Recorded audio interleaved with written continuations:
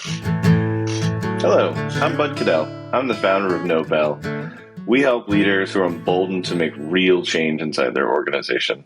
Not just make plans for change, not just talk about change, but do the hard, messy work of aligning behaviors across teams to do new things together. And I want to talk about some common barriers to change today. I'm going to pick 3 scenarios that we all know really well and talk about how to overcome those barriers. But we've got a bunch of other barriers that you can find at barriers.nobl.io. And I'm going to touch the surface of these today, but there's a lot more that we can talk about. So do reach out if these are familiar or if the other barriers on our site feel familiar. So the 3 scenarios I want to talk about today are 1, leaders who are met with indifference to change. So you put a bunch of thought and planning into a change, into transformation. You announce it to your organization and crickets. Okay, scenario 2, a change agent who is working hard to make a difference inside the organization and just, it's not going anywhere. You know, within your zone, it's going great, but it's just not affecting the broader organization. And scenario number 3 is just everyone else wondering if change is even possible inside the organization and what that barrier looks and feels like.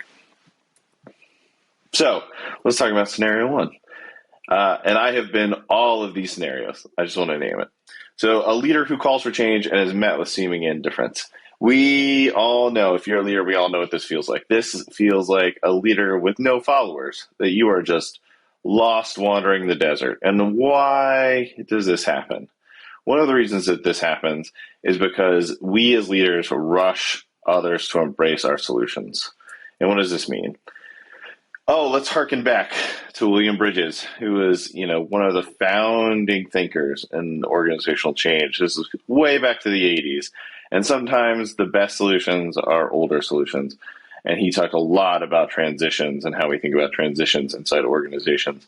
And I love this quote. Most managers and leaders put 10% of their energy into selling the problem and 90% into selling the solution to the problem. People aren't in the market for solutions to problems they don't see, acknowledge, and understand. And why do we do this as leaders? Well, it's because we have gone through an entire journey when we think about a change and transformation as leaders. We have a firsthand experience where we start to grow dissatisfied with the way our organizations work, or we hear about other opportunities or see how other organizations behave. We wrestle with the problem to try to understand what really is at the root of our frustration, or what is at the root of why our organizations are not working the way that we want them to. Leaders, the best leaders, we want things to be better, and we wrestle with that. And we wrestle with it after the 9 to 5. And then we start brainstorming solutions on our own, or we talk to our peers and we think about ways that things can be made better. And we talk to folks, and we mostly talk to folks at our own level. And we go through this entire process and we're pinballing back and forth. And then we come up with ideas, and then we talk to staff. But we've gone through this entire journey before we ever talk to our staff. And we're asking them, hey, I need you to do this, or I want you to try this. And they have not been a part of our journey that entire time. And to us, it's a eureka moment. We have a solution. We want you to go try it. But to them, they have no idea what we're talking about. And they have their own ideas that they want us to try. And maybe they've been through this before, where we're rushing to them and we're almost in a manic state because we're excited.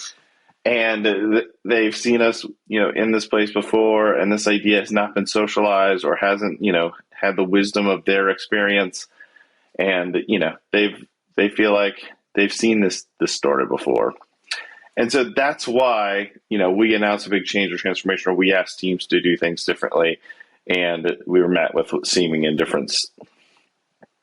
And at the high, the most basic advice I could give if you find yourself running up against this scenario is share the story of how you came to these ideas with your teams. You have to involve them in the process, and you have to understand that they have to catch up to you. That's the most basic advice. But what I'd really advise leaders to do is involve people in a co-creative process at arriving at these ideas, whether you're encouraging dialogue and feedback, you're inviting people to share ideas, encouraging them to experiment within certain boundaries, you're tasking your staff to share and learn with each other in their own experiments. Like, this entire process of making the organization better, to learn from the outside, to bring in new ideas, to diffuse it inside the organization, needs to be a collaborative process. And that's a lot of what our work is at NOBL. That's how you reduce that change resistance inside the organization.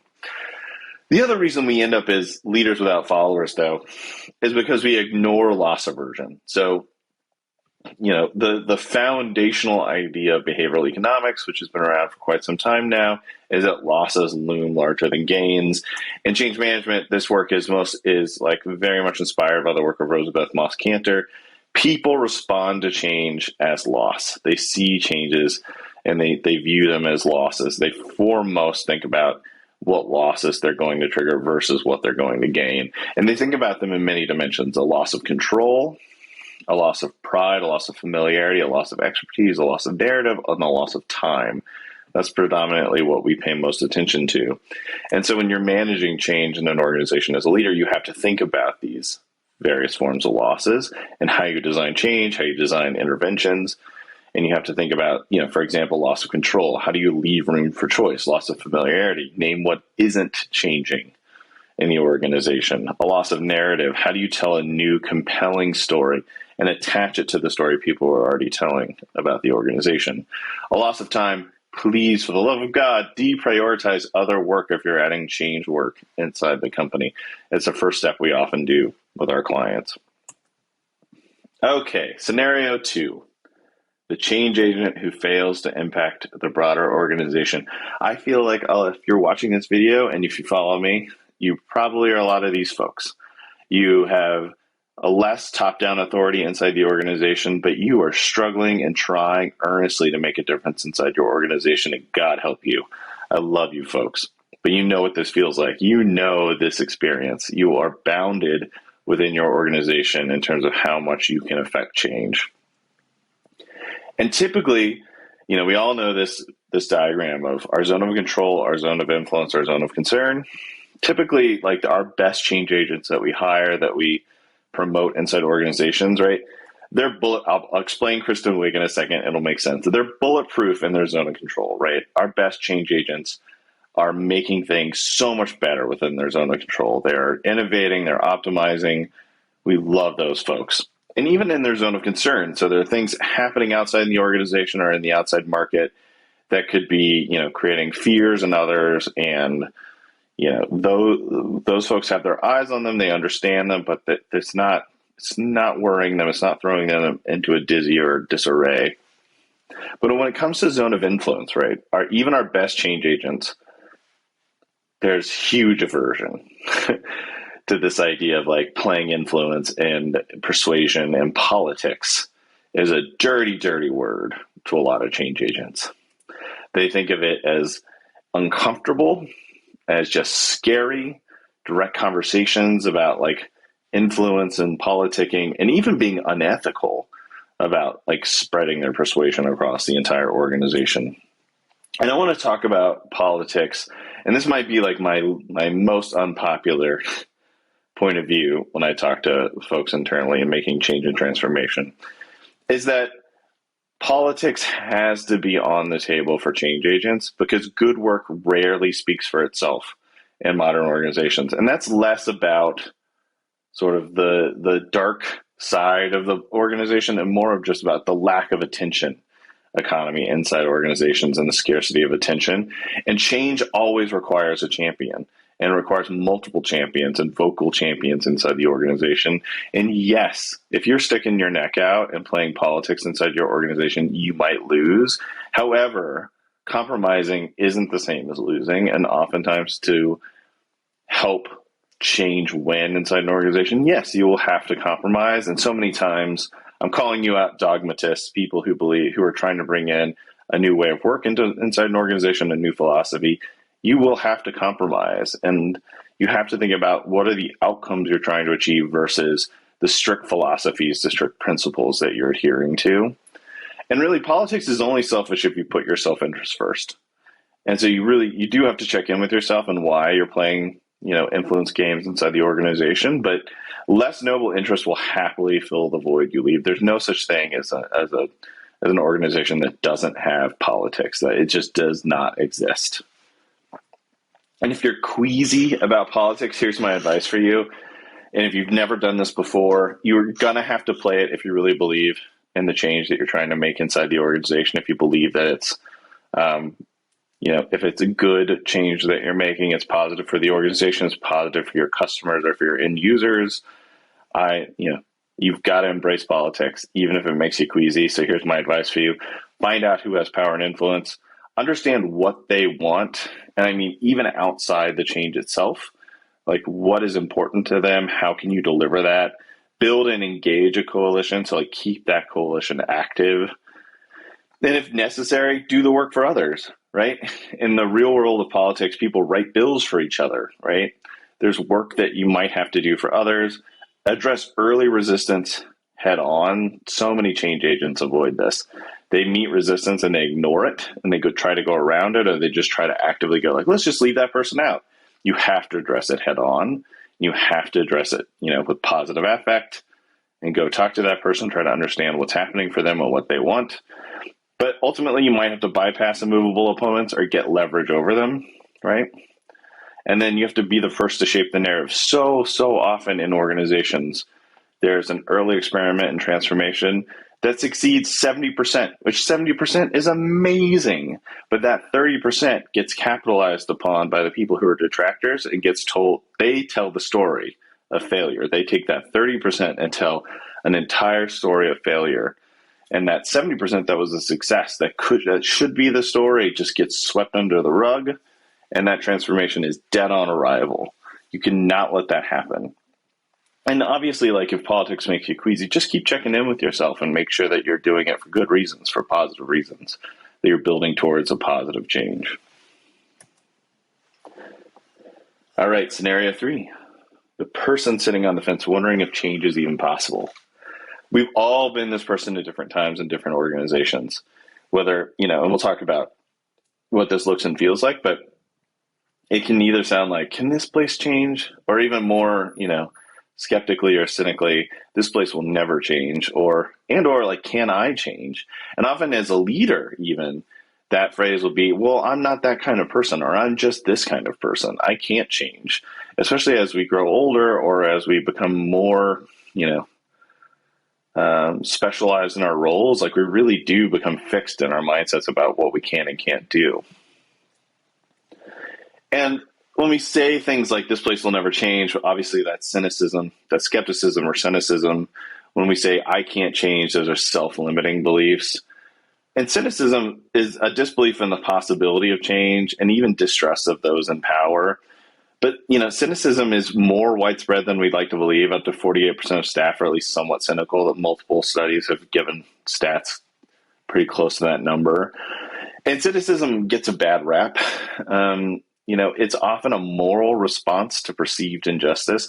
What that means is like people are usually trying to protect themselves and others by expressing cynicism because they have evidence that there was a change or a promise made in the past that wasn't kept, that they're trying to, that they remember, that they have evidence of, that they're trying to protect, themselves from another broken promise. Like that really is true. A cynic is often idealist with a broken heart. On the side of I can't change and self-limiting beliefs, that's a critical self-assessment and categorization. And again, it often sounds like in leaders, like I'm just this kind of person. And nearly 2/3 of workers have experienced some form of imposter syndrome. It's very widespread. And these judgments are often formed to protect ourselves, right? Like we don't want to stick our neck out and try something new and fail in front of others. We want to protect ourselves from judgment. Both of these are protective judgments and protective devices. But we really have to be careful about a self-fulfilling prophecy for both of these, right? There's obviously times in organizations that these need to be true for ourselves to protect ourselves, like whether like there's a leader in place that we just don't trust and we shouldn't trust, or There's a time when we know that if we take a risk, someone will judge us harshly and use that against us. Like, we've all been in those situations, and my God, please leave if you can. The labor market in the US at least is okay right now. But when we're in an organization where we believe in the change, or we have some capacity to believe that the change is possible, or that the change could be possible, like positive if possible, then we have a duty to ourselves to question whether or not like these beliefs are too reinforcing. And if they're reinforcing, we're actually not just protecting ourselves anymore, we could be harming ourselves, and we could be harming others, right? So if cynicism can sometimes be used to protect others, we could actually be harming others through our cynicism. So, if you're a fence sitter or a skeptic or even a cynic, I just ask you to interrogate your beliefs, and especially if they're fixed beliefs about the situation or about yourself.